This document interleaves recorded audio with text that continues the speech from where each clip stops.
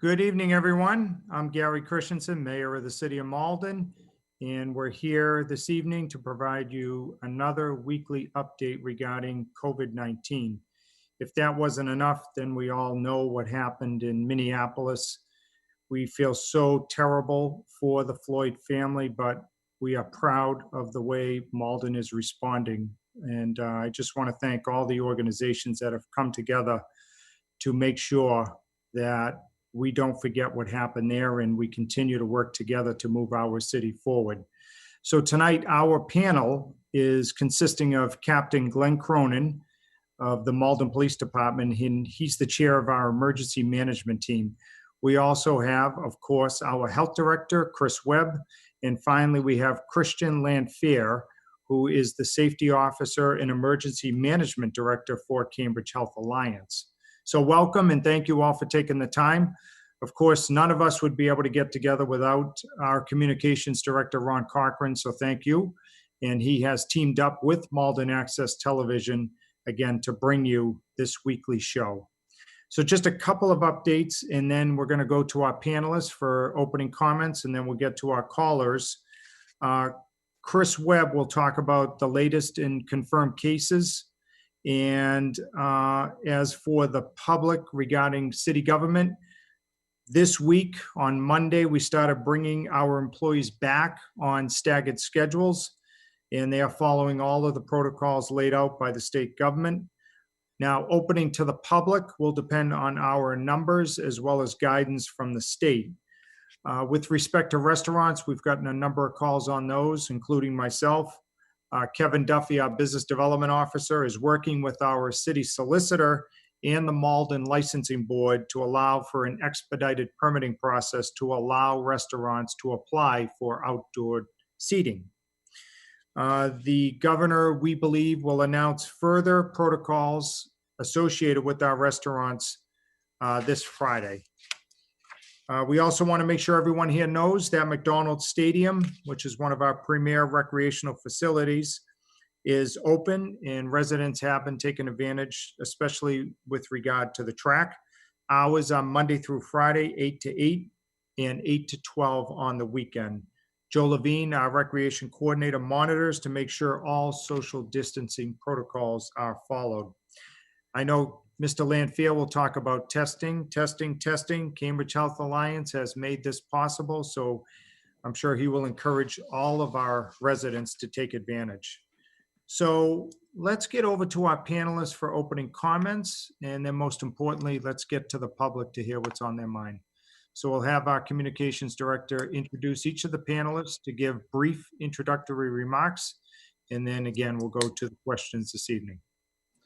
Thank you, Mr. Mayor. And first, we're going to go to our Emergency Management Director, Capt.Glenn Cronin. Go ahead. Good evening, everyone. As the Mayor just said, I'm Glenn Cronin, and I'm your Emergency Management Director. I want to thank Mayor Christenson and MATV for inviting me back for the third time to give you a COVID-19 update. Well, the last time I was here, I mentioned that the coronavirus crisis was entirely new territory for all of us. But now we've been challenged even further. We're now trying to navigate our way through the COVID-19 crisis, a massive downturn in the economy, the reopening of businesses and our livelihoods through Governor Baker's 4-phase plan, and now, sadly and tragically, we're dealing with the demonstrations that are now unfolding across the country, which carry with a real possibility of a resurgence in positive test cases. Before we start answering any questions, I would like to say that on behalf of the Malden Police Department, our thoughts and prayers go out to the family of George Floyd. It was President Clinton that once said, "You can endure and overcome just about anything as long as you believe tomorrow will be a better day." And I believe that's truer now than ever. Thank you. Thank you. Thank you, Glenn. Next, we're going to go to our Public Health Director, Mr. Chris Webb. Chris, go ahead. Good evening, everybody. It's great to be back here again. The show is always well received, and it's an honor to be here, honestly. Thank you. Today, I have the count for today is 1,151 positive test cases and 78 deaths. This is still in the scope of things, very good for us. We're getting a lot more testing done, and we'll be talking more about that soon, which is really important. And I know that the Malden has increased at the CHA site just a little bit, but I think we could do better and get better information. So if the viewers know anybody that hasn't been tested, please ask them to go down to CHA and get it done. It's quick, easy, and informative. Thank you. Thank you, Mr. Webb. And finally, we'll go to Christian Lamphere from Cambridge Health Alliance. Go ahead, Christian. Good evening. Thank you, Mr. Mayor, for inviting me back. This is my second time here. On behalf of Cambridge Health Alliance, I just want to say thank you to all of you for supporting our efforts in maximizing testing in this particular area of the state, which we are focusing very hard on and ensuring that anyone who wants to be tested can be tested, with the full goal that we can identify residents in the communities here who may not know that they have the disease. And we have found in the 7 communities that we've been working with a number of people who would not have been eligible for testing, who have come back positive. So we do feel that those numbers are trending in the right direction. On behalf of the hospital system as a whole, as the administrator of the Everett Hospital in particular, which was one of the harder hit facilities in the state, we have seen a dramatic improvement in downturn of COVID-related cases. And we are working tirelessly to begin reopening some clinical services within the system through the governor's phased approach. And I'm happy to take on any questions anyone has that my 2 esteemed colleagues aren't able to answer this evening. All right, very good. Well, Mr. Cochran, should we place them in the web as we typically do at this point? Sure. Why don't we stick with Christian? All right, so as you know, one feature of the show is that I get to ask you any question that I want. You can't avoid responding. No sending it to committee or asking time to think about it. You have to answer it on the spot. So, Mr. Lamphere, let me ask you this one. So we know of someone who felt great, tip-top shape, and he's with other people, and supposedly the virus is highly contagious. So he ends up testing positive, but everybody he was associated with tested negative. What gives? So my first response to this is that the test is not 100% accurate. There are we need to be careful and be mindful that this is a test that is a snapshot in time, and that many people, as we do the viral collection, there may not have been enough virus. We collect it in the swab. You turn the test positive, or the individual remains asymptomatic, healthy, and just hasn't built up enough of the virus yet for the test to remain positive. My inclination to this is for anyone who's been in contact with a known positive person is to socially distance themselves and isolate themselves for 14 days, regardless of what the test is, in order to ensure their own safety, but as well as the safety of their family and their friends and their other loved ones. Okay. Now, along that same line, Mr. Cronin, masks. Tell me what % you think that you've seen that people are utilizing them and following the protocols outlined by the state. Great. And what is the % you would like to see? Great question, Mr. Mayor. Of course, I would always love to see 100% compliance. I don't think we'll ever see that, but I can say from traveling in our city every day and observing people even casually using the parks, walking in the streets, I would say we are probably over 90% compliance as far as that. And I couldn't be happier about that. Okay. All right, good. And then finally, Mr. Webb, during Mr. Enright's virtual class today at the BB School, of course, you can imagine the question from the students, will school be on in September? Now, I hesitated. Do you? No, I don't. I think we're going to see a variant of the school year. I do think it will start in September. Our numbers are impressive right now. I think the pace of the phasing is working well for the information that we can gather in those timeframes. So all things being equal, people staying the course and the reduction in large gatherings all summer long, I think we stand a really good shot of making it in early September. Okay, you're all out, and let me thank Nesta Dudley for allowing me to continue to use the segment in the Webb from the hit show all around the rim. All right, so now let's get to the questions, and we don't have to ask who the first caller is, right, Mr. Cochran? Well, I was gonna put you in the Web and ask you who you think the first caller of the evening is. Patty. Patty, go ahead. You are on the air with the panel. Oh, I think we lost Patty. Patty? All right, we'll have to come back to her. That's okay. We do have actually our first question right out of the gate. I think we're going to go to Christian on this one. The topic of masks was talked about, and I think you're talking about percentages of compliance. But we've actually had several folks ask about, the true effectiveness of a mask. Is it protecting you? Is it protecting the other person? Both. And to what degree of each of those two? So I think it depends on the mask. Obviously, within the healthcare system, we're using N95 masks or industrial grade masks, which I think are better suited to protect me as an individual as well as those around me. I think that anyone who takes a cloth mask, that has a nice fit around their face, has a better chance of protecting themselves as well as others. But the most important thing I think we need to make sure that we're getting across is that this is a droplet type of virus. This is not an airborne virus like TB. This is droplet. It does come from secretions. And so wearing the mask helps prevent secretions from escaping too far. And so I do think that there is protection for both individuals. And I do think that the mask is working. We have seen a dramatic reduction in cases in our emergency departments since the mask requirement went into effect. I do think that the mask is having a very large effect in the clinical cases that we're seeing. Mr. Webb, do you want to add to that, or? No, I think it's well said. It's masks are super important, and a lot of people are using the excuse of 6 feet to take them off. Don't do that.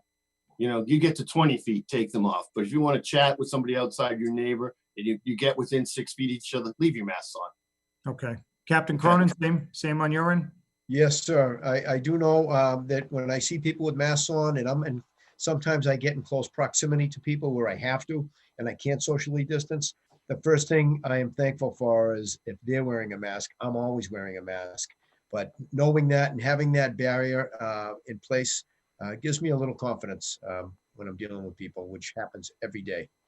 All right, let me ask the panel, when should people be swapping out masks? Either or. If they're cloth, how often should they be washing them? And if they're the other kind, how often should they be replacing them? Who wants to take that first? Well, I'll take it again. No, go ahead, Christian. Well, let me just say that what we're practicing, because obviously, we continue to struggle with personal protective equipment. Our first responder partners continue to struggle, and we are we need to make sure of viral decay with the mask. So we do have our staff change them out on a daily basis. Rewear them every 5 days. But a lot of people, you really can sustain the mask until it becomes visibly soiled. That's my recommendation. I'm not a public health expert here, but I'm certainly will defer to my colleagues for additional information on that I can also learn from as well. Okay, other people want to weigh in? I would just say the cloth masks you should wear just for a day, and they should be laundered in hot water. Most of the masks that people have really depend on what you're doing. If you're working in construction, you're probably going to change it a few times a day. If you're working at a desk, you probably could work a full 8-hour day and then change it for the, don't wear the same mask the next day.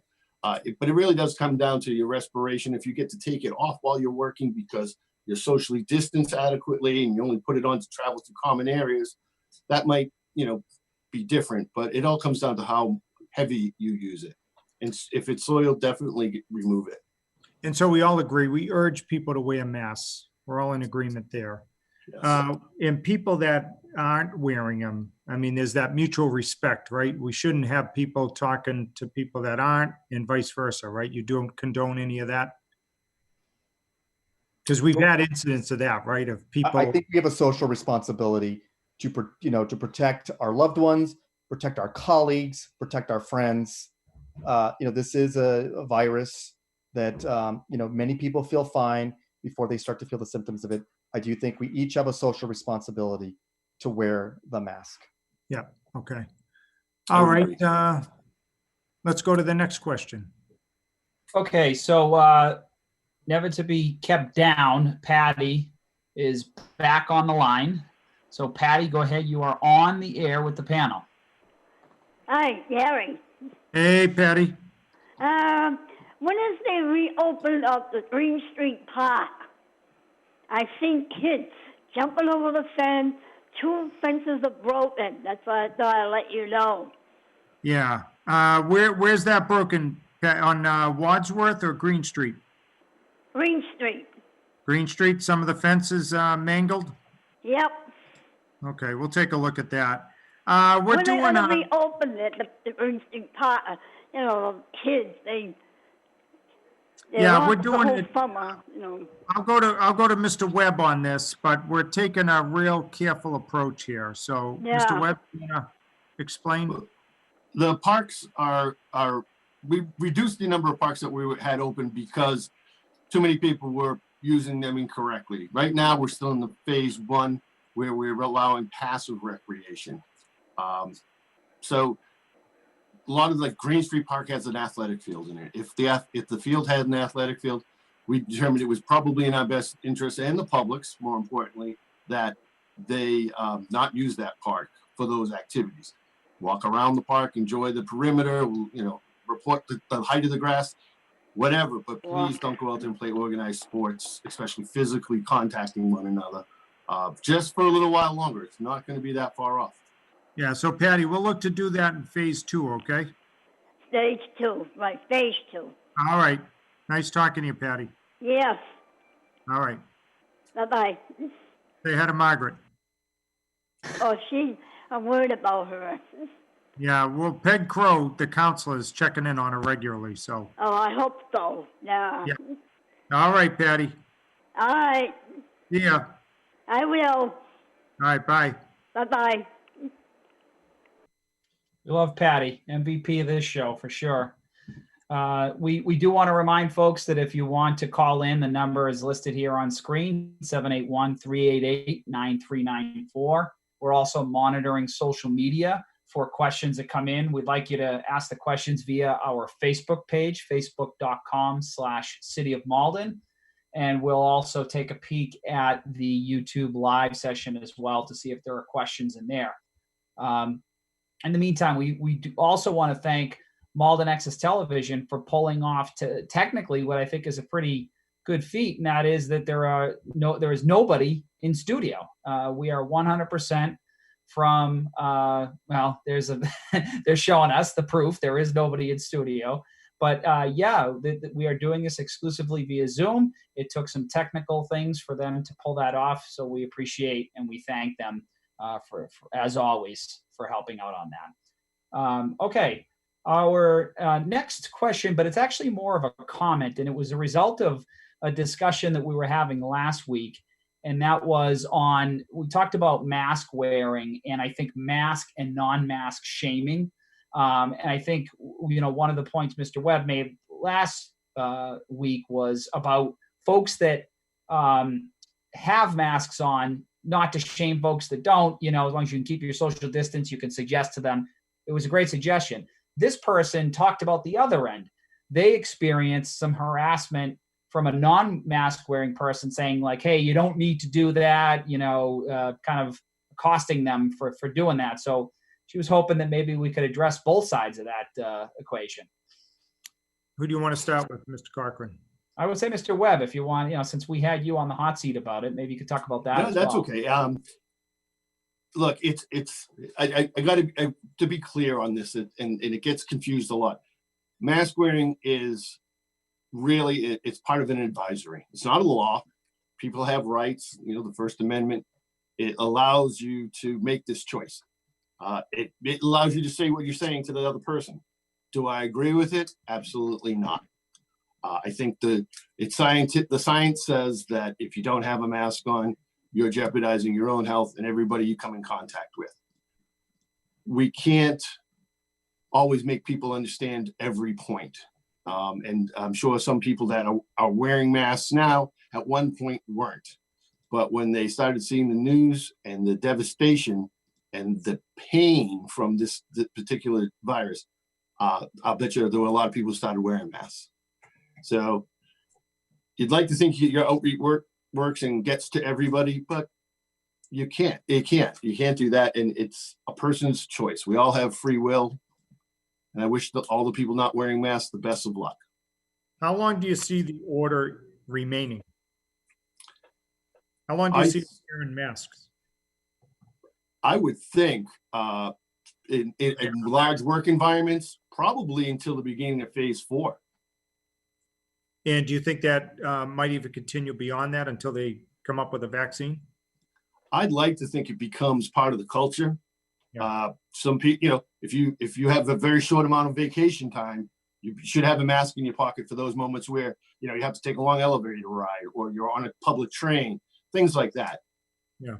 Mr. Lamphere, it's interesting. I was on a call with the Department of Elementary and Secondary Education Commissioner Riley on Friday, and he was saying that normally, kids would be looking at getting sneakers, pants, shirts, whatever, back to school. Now, the other thing that will be added to the cart is a face mask. He believes that that will be something that, families will have to look at buying in preparation of the new school year. Does that surprise you or no? No, it doesn't surprise me. I think that there's a lot for the schools to have to think about, especially for youngsters, to wear masks for an extended period during the day, which they probably are not doing right now. I think that that's going to be, God bless the teachers who have to sort of work with that. I think that they've got their hands full. I'm particularly concerned of a resurgence of this. Certainly, I'm certainly cautiously optimistic about what we're experiencing with large demonstrations and many people wearing masks, some not wearing masks. But I'm also particularly worried about going into the fall and worrying about having to mix influenza season with COVID. If we don't have a better solution in sight. Right. All right, Captain Cronin, if people need a mask, how should they get in touch with you? Mayor, they can call me at any time at my cell phone, and I'd be more than happy to supply them with masks. My number is 781-570-1035. That's 781-570-1035. And Mayor, if I could, I'd like to go back to the question regarding wearing masks and not wearing masks, because I have some personal experience. Myself and Chief Molis just last week happened to be getting out of our cars, and across the street, a gentleman was walking, and he did not have a mask on. And of course, both myself and Chief Molis had our masks on. And he yelled over to us. We were both in uniform, and he put his arms up in the air and he said, "Come on, guys. Are you kidding me? It's been 45 days. So, of course, our response to him was, we have our masks on. You don't want to wear your mask. That's your choice. We can't make you wear it. Like Director Webb had said, it's not a law. We can't force people to wear the masks. But I would let the callers know and the viewers know that the important thing is that they're wearing their masks. And that's all they have to worry about. They shouldn't be worrying about other people not wearing masks and vice versa. We've taken more than a few police reports where people have had altercations on both sides of this argument. People that are not wearing masks telling people they don't need them, and people with masks on are telling people that they need to wear them. I would just make sure you worry about your own personal safety, wear a mask, and avoid people that start, giving you their opinion in regards to masks. Thank you, Captain. All right, Mr. Cochran, who's up? Okay, this is a quick one. Comes from Tracy on Facebook. Tracy asks, would love to know when the dog parks will be open. Thank you. All right, Mr. Webb, is that phase 2? It is phase 2. Okay, and when is phase 2 set to take place? My guess is going to be Monday, June 8th. The governor is slated to speak on Friday. I think the numbers are good, and we'll be able to go into the next phase. Okay, very good. Anybody else want to add to that? Seeing none. So, Mr. Webb, you're working on draft protocols, I would say, because you can always add to what the governor comes out with, right? Yes. Or, yeah, make it more restrictive. Unless he's explicit about not adding, and he's only done that on one order. Yeah, there's a lot of guidance coming out, and we're trying not to make it more difficult. For example, restaurants. I know we've got outdoor seating first part of phase 2. So we're going to allow, which we wouldn't normally, doors and windows to be open for ventilation purposes for the staff. And so they get used to working with the doors and windows open, which can be a challenge, believe it or not, if we can enclose the kitchen. So in every instance, we've got little ideas to help rather than hinder. That's really what we're looking through the guidance for.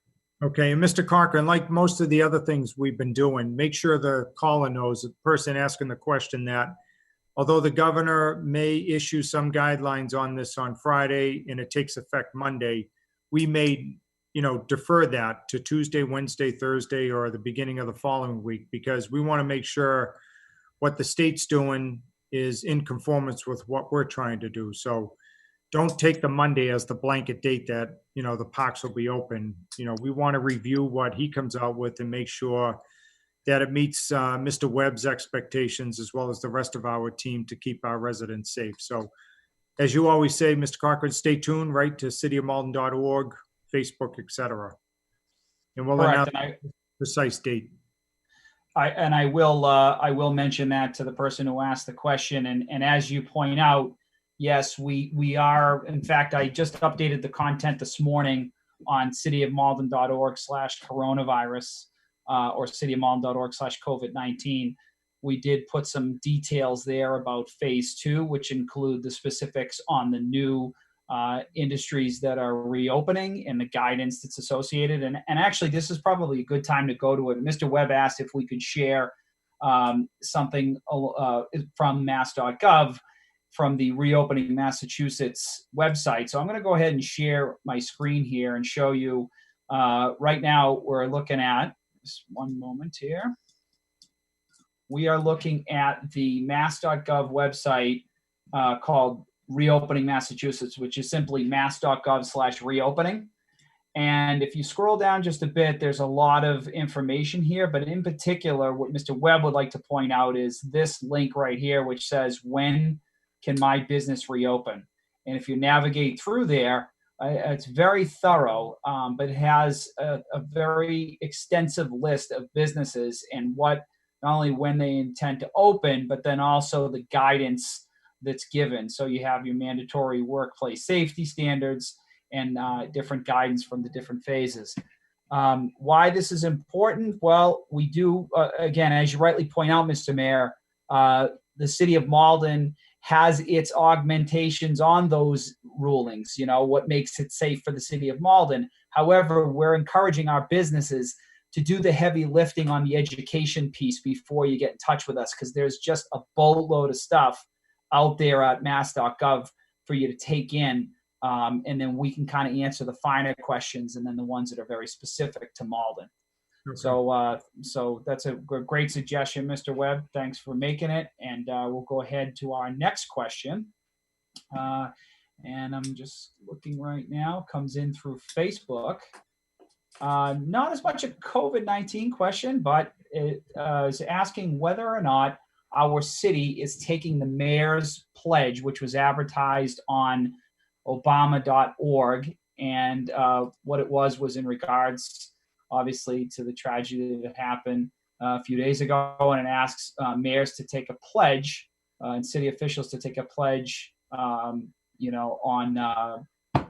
their website. So I'm not sure if you're familiar with it. If you're not, I'll send it to you, but I was hoping maybe you could answer that question. No, I am familiar with it. I just got something on that today. So we're seriously considering it. I just want to, consult with our team and of course our police chief, Kevin Mullis, and then we'll report back once we have reviewed everything involved with the petition. Excellent. Okay. All right. Our next question is, let's see. Okay. Well, we have a guest appearance here. Pistol Picasso is reaching out to us via YouTube. He's asking us a question. If someone gave me a medical mask, are we allowed to use it?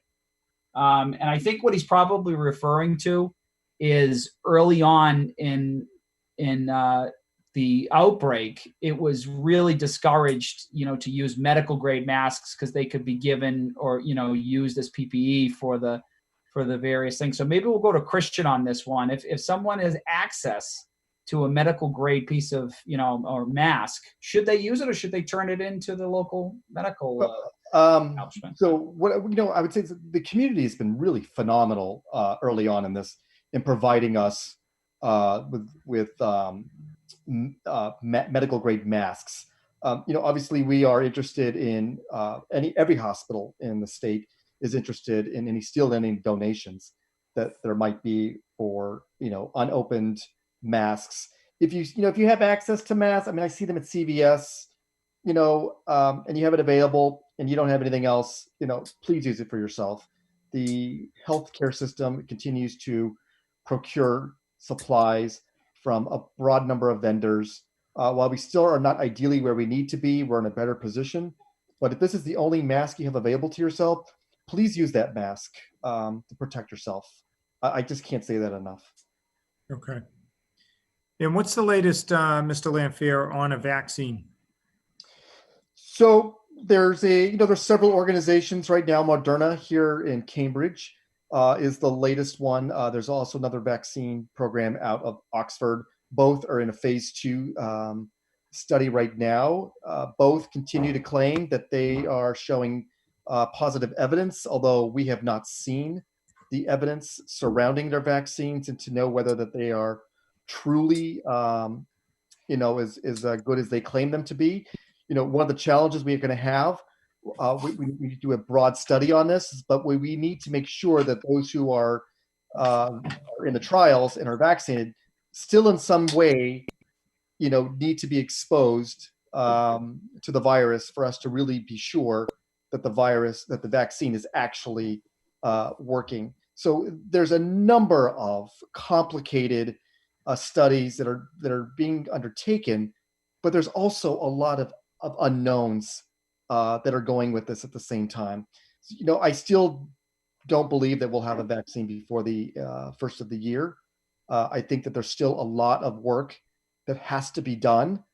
We have had, several studies on several medications that we are using, and they continue to be very encouraging.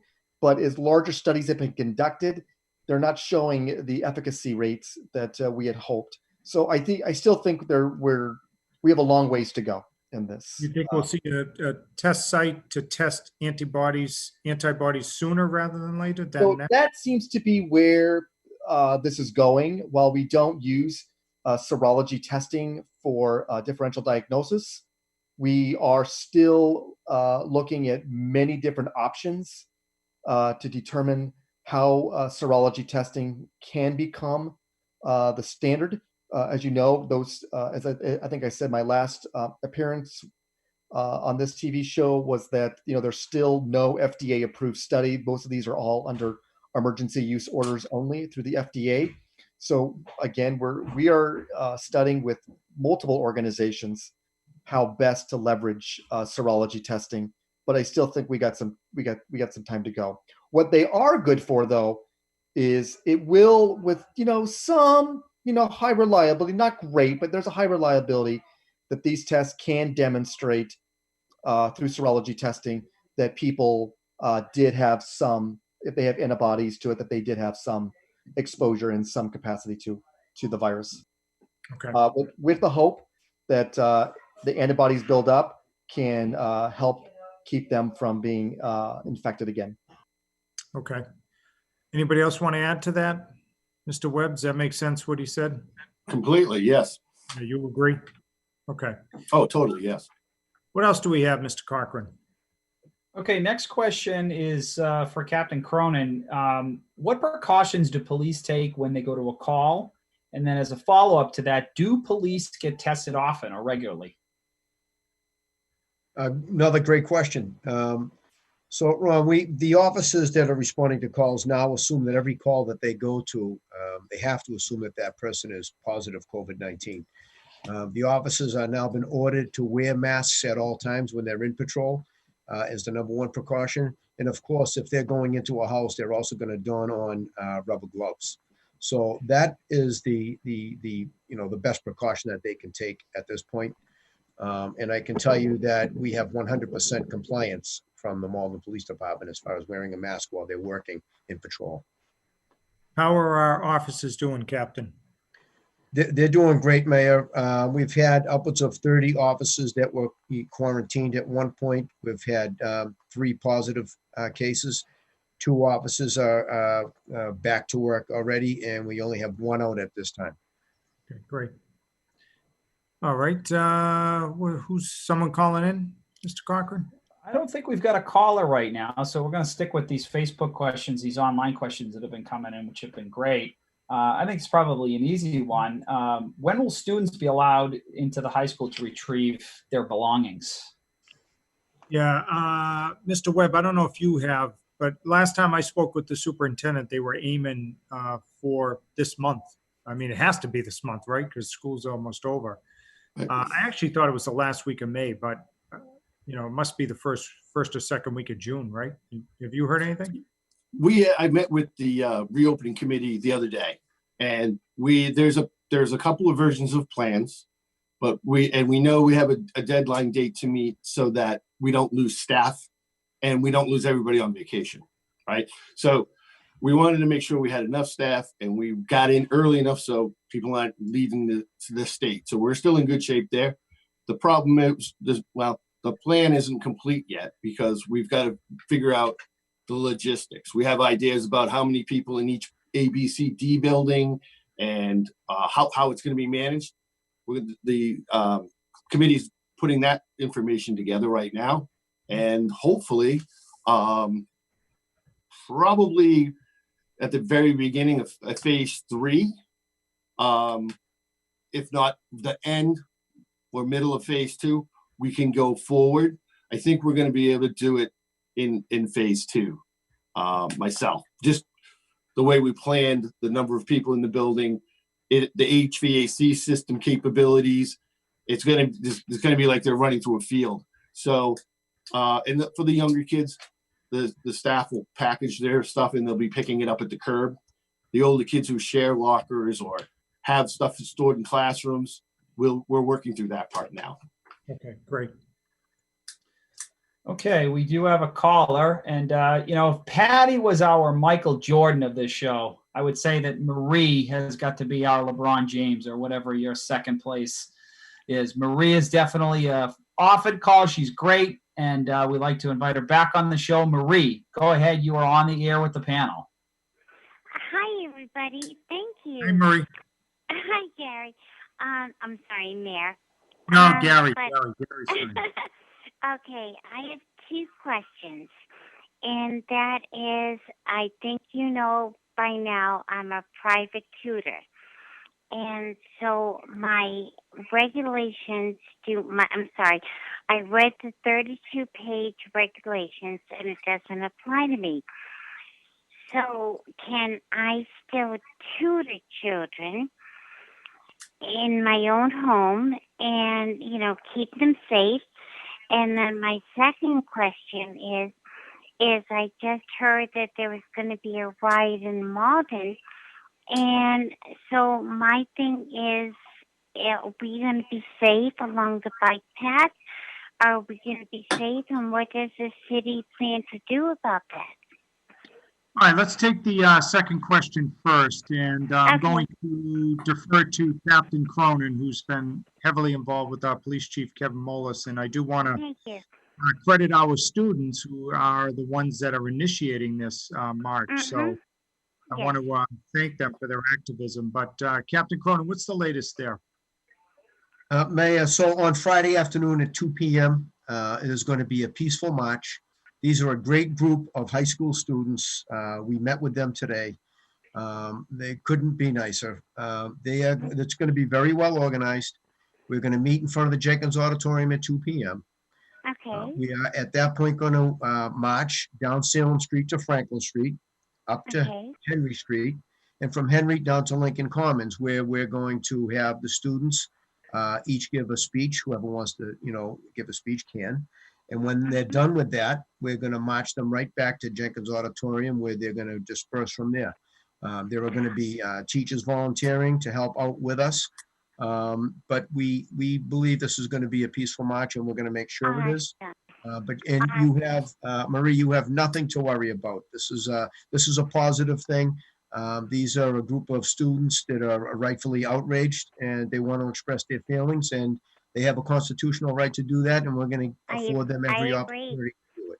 Yeah, and Marie, the other thing Captain Cronin's doing is he's going to, try to make sure everybody's socially distant. He's going to give masks where needed. So we're going to make sure we also don't forget about the crisis that we're still in here. Awesome. No, I think this is great. I am so happy that the city has pre-thought this and pre-planned it. Yeah. I am Well, so grateful to the city. Thank yeah, you. and it all starts with our amazing students at Malden High School. They really have I been. agree. Yeah. So let's Yeah, take your I first agree. question about tutoring. Mr. Webb and Mr. Yes. Lamphere. What do you think? We'll start with Mr. Webb. I've looked her up on the website, and it says close contact personal services Yes. that don't involve close personal contact are phase 2. So any day now she can go back to that. So Okay. she could be back offering services? Yes, at the start of phase 2. Okay. Phase 2.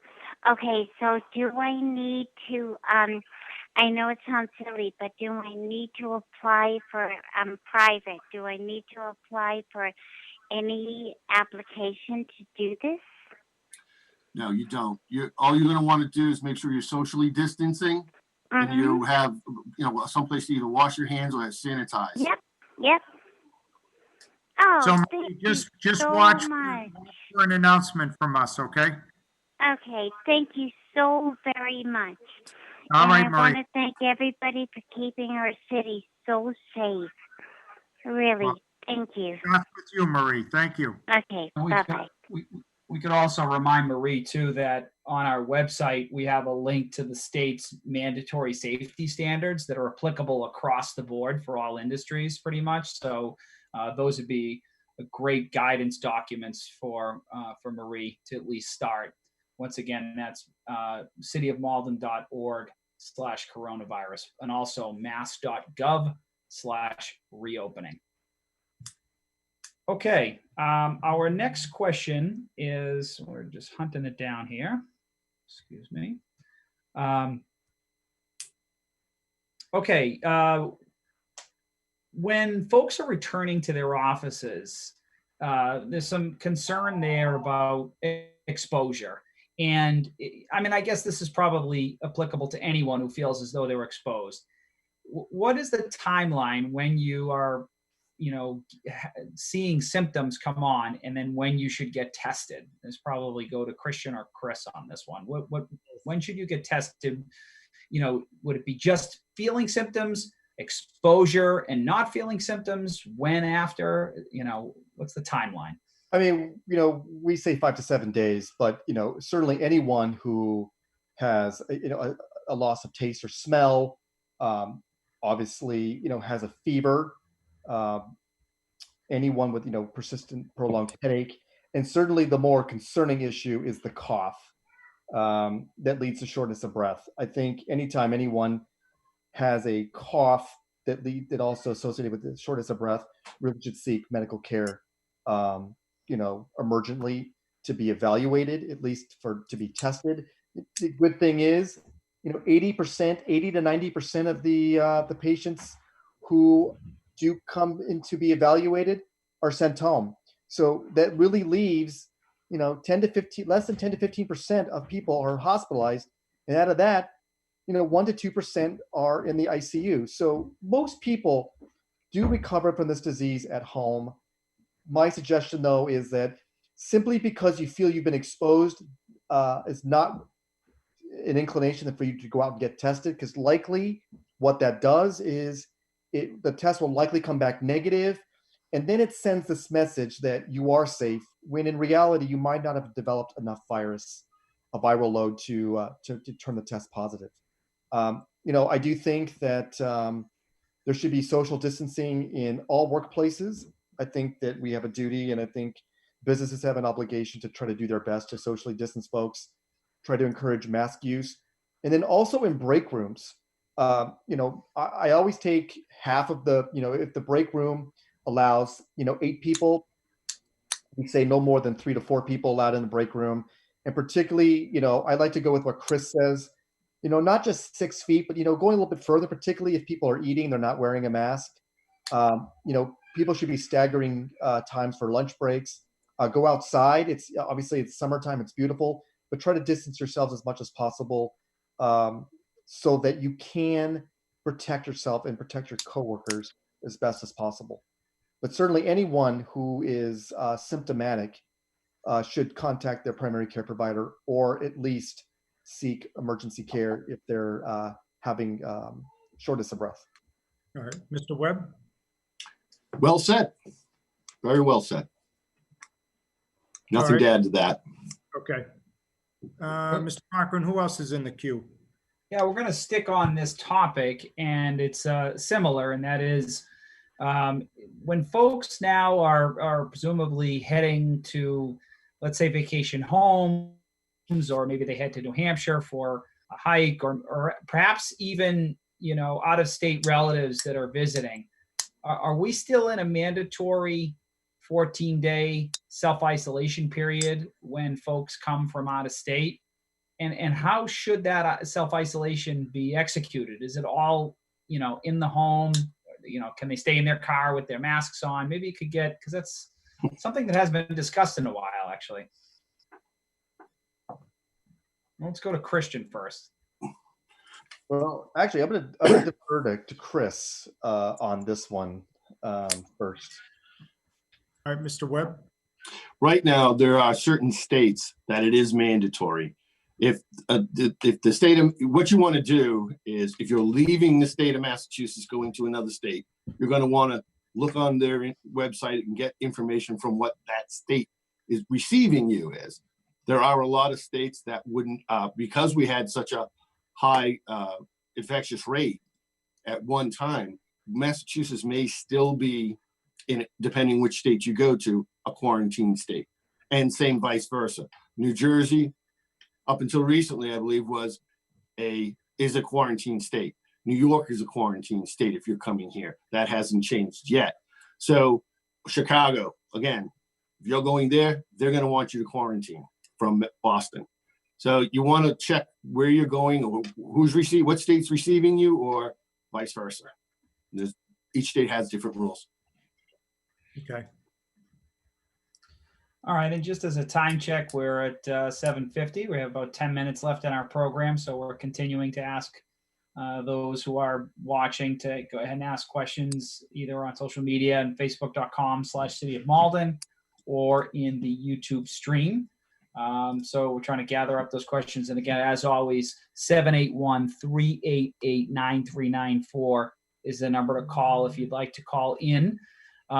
We have a question from Ernest, and he asks about, is there a measurable level of risk if you're wearing a mask and somebody else isn't wearing a mask for you to contract? All right, Mr. Lamphere? So I think there's always a risk. To say that there's no risk, I think would be irresponsible.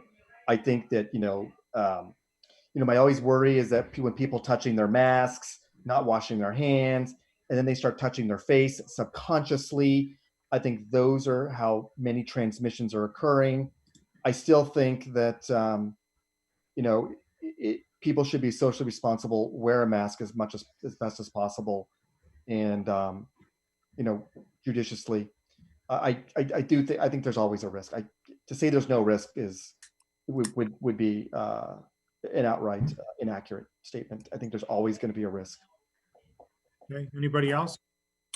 Just that, it's very true. There's always a risk. It is, being 6 foot away from somebody, depending on the circumstances, whether you're inside, whether you're outside, whether you're in an air-conditioned space or not, the wind's blowing or it's not, any number of things could impact the way it is. The way the other person's wearing their mask, you just have to limit contact. It's still that simple.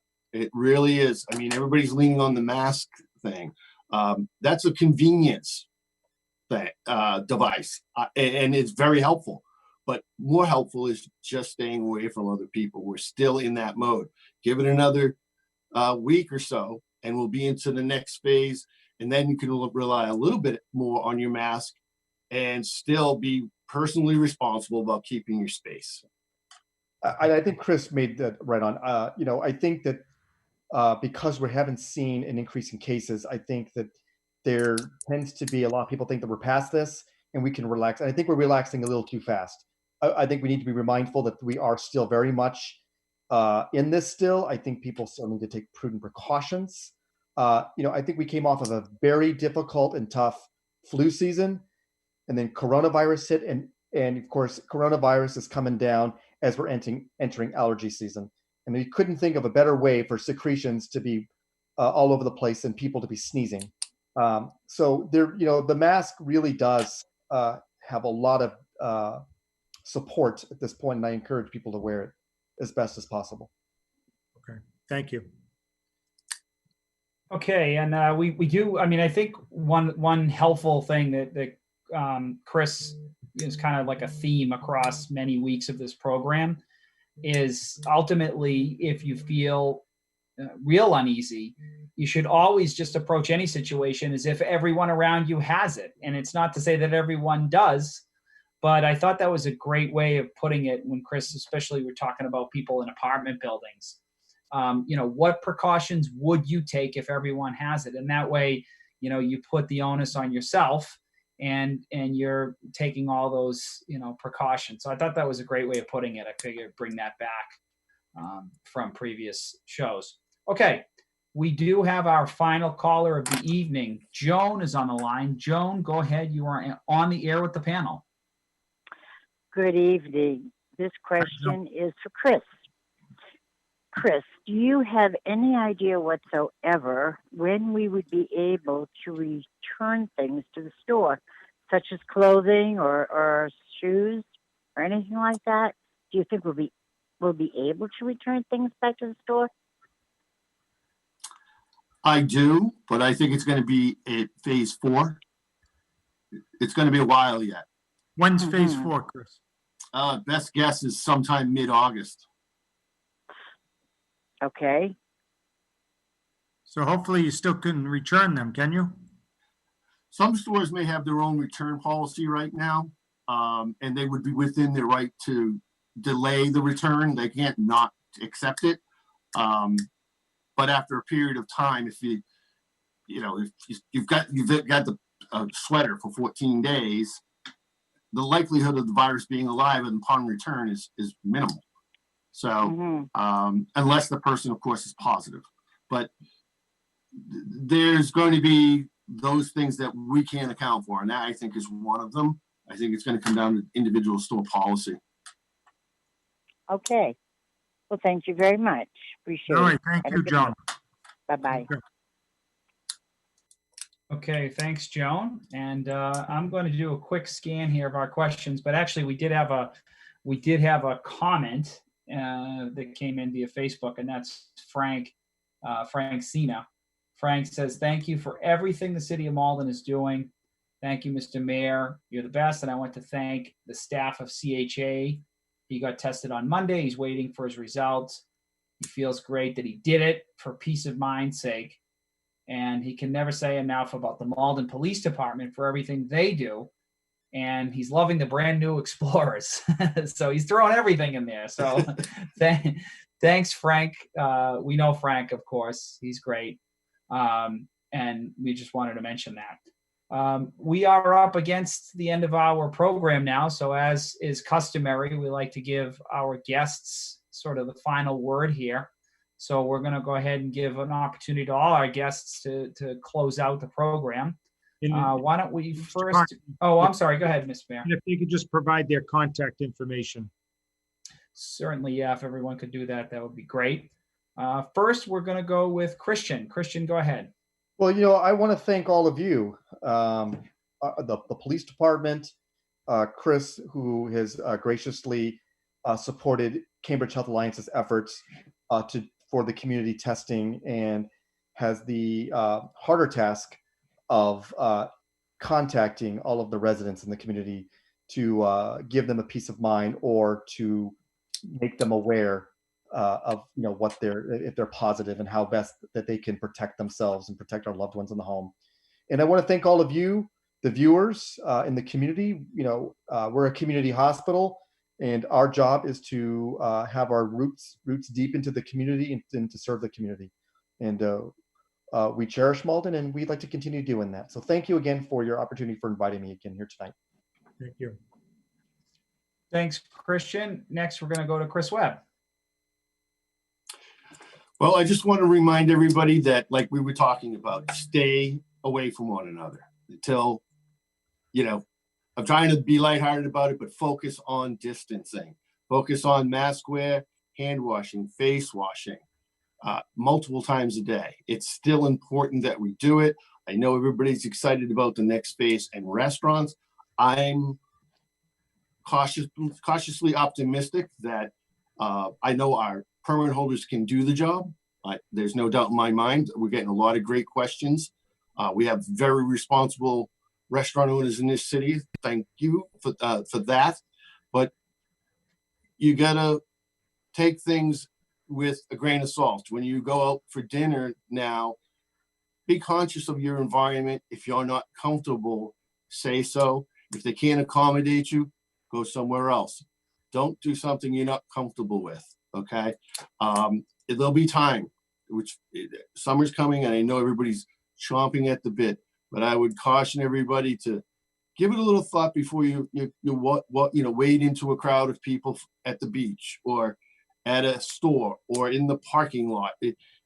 It's just going to start, people are going to start to fall into bad habits. We still have to stay in the protective mode until phase 4, and probably beyond. Like I say, I think a lot of people are going to have a mask in their pocket for those moments in an elevator, a crowded elevator, a crowded hallway, or public transportation. I think these are all habits we should adopt, and hopefully people will. Thank you. Thank you.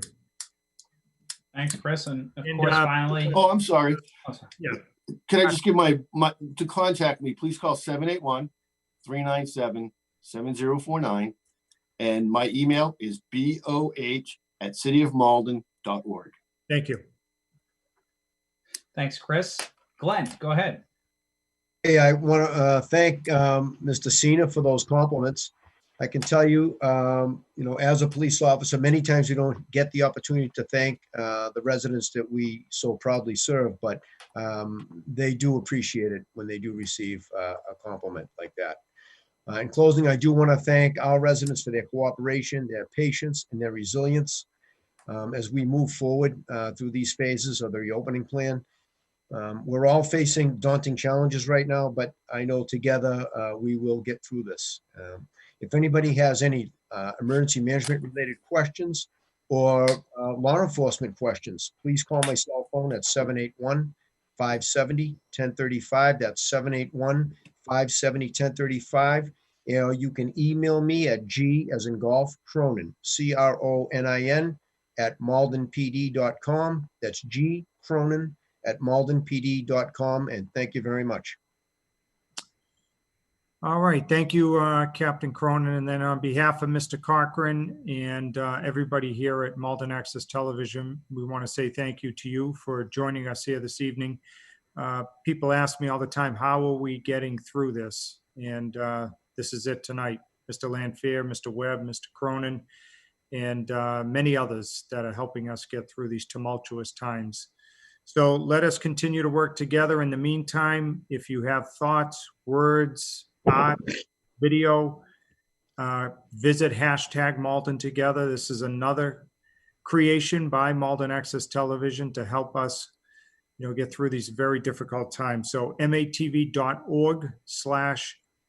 Together if you have anything that you want to add as we make our way through. So again, we'll see you next week, Wednesday, June 10th, 7 o'clock. In the meantime, please, everyone, stay safe.